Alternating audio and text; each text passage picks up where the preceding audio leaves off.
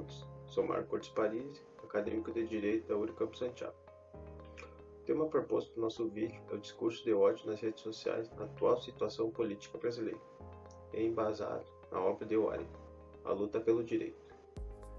Bom, quem foi Waring? Waring foi um jurista e romancista alemão, que teve obras primordiais no desenvolvimento do conhecimento jurídico, além da concepção de que o direito é um produto social. Então, ele deixou obras como A Luta pelo Direito, publicada em 1842, que visa esclarecer que a obtenção do direito só se dá através da luta, e na história houveram diversas batalhas árduas e até sangrentas para obtê-lo. Ele ainda afirma que o fim do direito só se dá quando a paz se restabelece.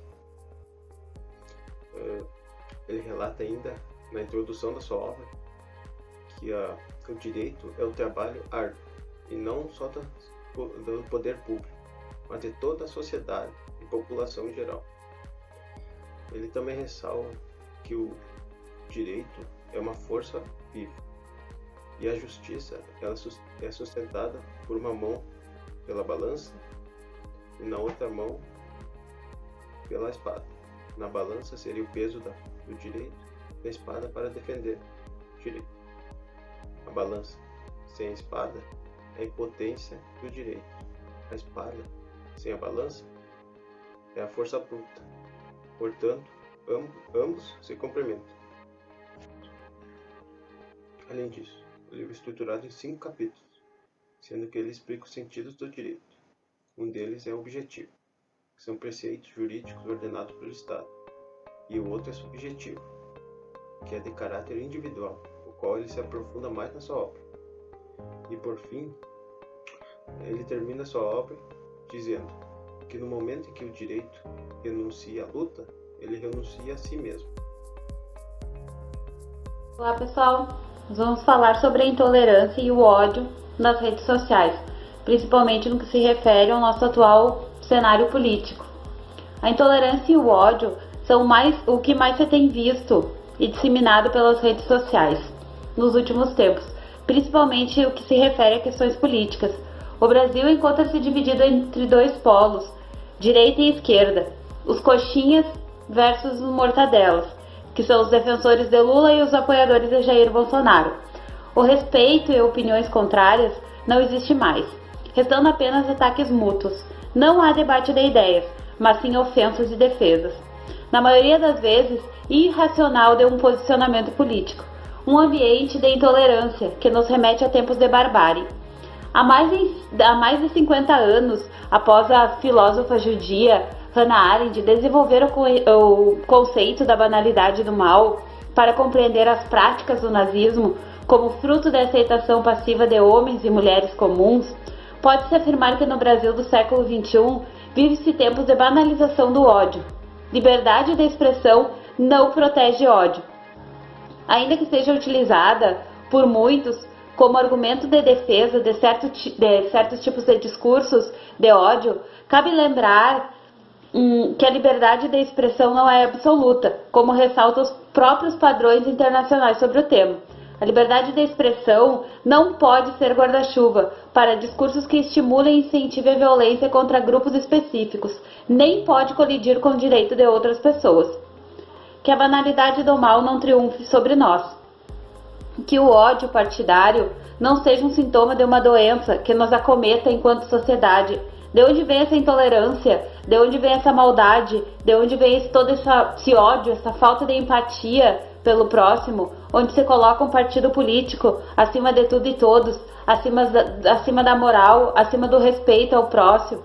Enquanto nós não acolhermos que somos distintos de pensamentos, que ninguém possui uma verdade absoluta, continuaremos tendo uma geração ressentida, má, terrivelmente capaz de praticar o mal. Todos somos vítimas do ódio, que se semeia dia a dia, principalmente nas nossas redes sociais. Olá, boa tarde a todos. Eu venho aqui falar sobre a cultura de ódio no cenário político, onde através das redes sociais, internet e até mesmo das mídias televisivas, rádio e outros, tem se tornado um verdadeiro campo de batalha, uma guerra generalizada, que muitas vezes vão parar nos tribunais, portanto, brigam por partidos políticos A ou B, onde se mostram intolerantes, não tendo a capacidade de aceitar e respeitar as opiniões diferentes.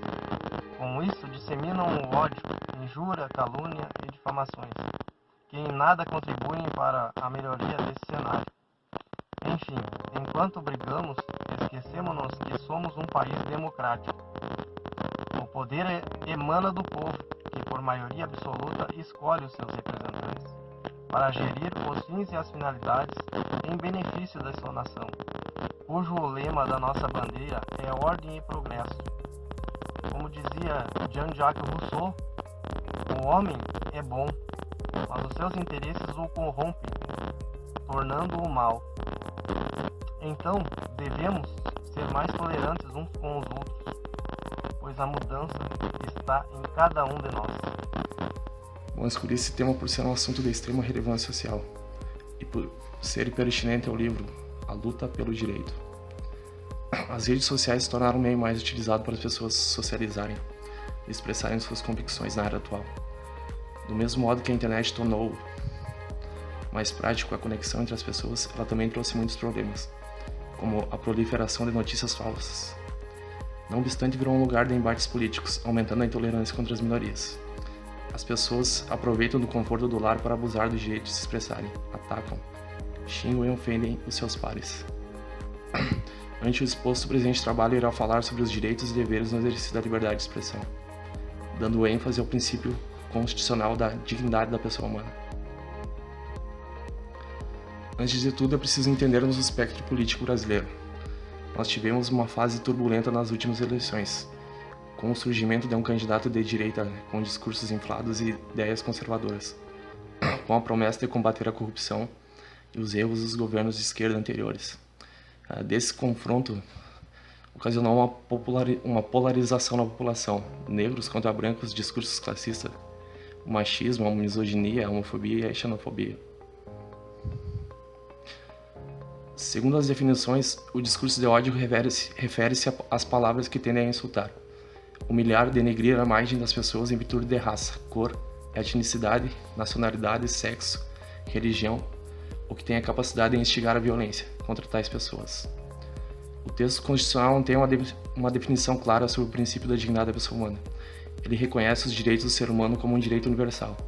O artigo 5º e os respectivos incisos, o 4 e o 5º, eles prevêem que é livre a manifestação do pensamento, sendo vedado o anonimato. É assegurado o direito de resposta, proporcional ao grau, além da indenização por dano moral, material ou à imagem. Portanto, esse não é um direito pleno, ensejando no artigo 187. Também comete ato ilícito o titular de um direito que, ao exercê-lo, excede manifestamente os limites impostos pelo seu fim econômico ou social, pela boa-fé ou pelos costumes. Isso é uma forma de proteção jurídica contra os abusos. Ou seja, a lei não impede que as pessoas discutam e divirjam sobre determinado assunto. Nem todos pensam da mesma maneira. O ser humano cresce quando se conscientiza e luta pelos seus direitos. A lei só impõe limites.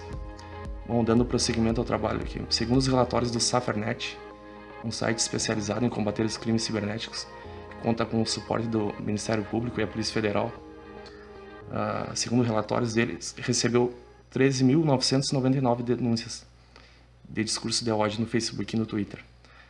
A partir da denúncia feita na plataforma da SaferNet, a Polícia Federal e o Ministério Público Federal investigam os casos e podem pedir a remoção dos posts nas plataformas. Como é possível denunciar nas próprias redes sociais, Facebook e Twitter, eles podem remover as páginas mesmo antes de a investigação ser finalizada. Bom, e para concluir meu trabalho aqui, se há intolerância é porque as pessoas não lidam bem com a opinião contrária. Então cabe aos cidadãos serem mais plurais da sociedade, participando dos debates políticos, explanando as ideias sem ofender os outros. Olá, eu sou Juliano de Andrade Martins, aluno acadêmico de Direito do segundo semestre, e quero falar um pouco sobre o discurso de ódio na internet. Está muito sério esse caso de discurso de ódio na internet. É uma coisa séria como as pessoas estão falando o que querem. vão para lá por causa de partido político ou de religião. As maiores brigas é entre partido político e religião. Começam a discutir por causa do meu candidato A, o candidato B, e ofendem, xingam, falam o que querem. O meu conselho é que não respondam na internet, mas respondam através de medidas de denúncia na polícia. Denuncie, não aceite ser caluniado, injuriado por causa da sua forma, do seu pensamento ou da sua religião. Não aceite nada assim, ó, que vá contra, ou que vá, aliás, que não é que vá contra, que te ofenda, que denigre a tua imagem. Não aceite isso. Não aceite. Só não vá para a internet rebater, que vai aumentar o ódio. Aí aumenta, cada vez aumenta mais o ódio. E nós vemos aí as pessoas brigando, discutindo, se ofendendo. Isso aí não está certo. Isso aí não está certo. Nós temos que ser mais educados.